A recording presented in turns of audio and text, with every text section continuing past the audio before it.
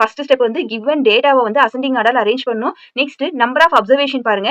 Even நம்பர்ஸா இருந்தா, அதாவது ஒரு 8 டேர்ம்ஸ் ஆர் 12 டேர்ம்ஸ் அந்த மாதிரி இருந்தா மீடியன் ஃபைண்ட் அவுட் பண்றதுக்கான formula n divide by 2th term plus n divide by 2 plus 1th term divided by 2. அதாவது இப்போ உங்களுக்கு ஒரு 10 டேர்ம்ஸ் இருந்தா 10 டிவைட் பை 2 பண்ணா என்ன வரும்? 5 வரும். 5th டேர்ம் எடுத்துக்கணும். அதுக்கு அடுத்த டேர்ம் என்னது? 6th டேர்ம் எடுத்துக்கணும். அந்த ரெண்டு டேர்மையும் எடுத்து அதை ஆட் பண்ணி டிவைட் பை 2 பண்ணணும்.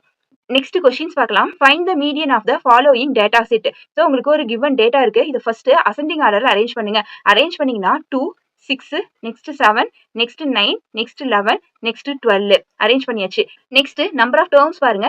n வந்து 6 வருது. ஸோ நம்பர் ஆஃப் டேர்ம்ஸ் வந்து 6 இருக்கு. ஸோ அப்போ மீடியன் ஃபைண்ட் அவுட் பண்றதுக்கான ஃபார்முலா பார்த்தீங்கன்னா 6 டிவைட் பை 2 n பை 2 வரும். 6 டிவைட் பை 2 என்ன வரும்? 3.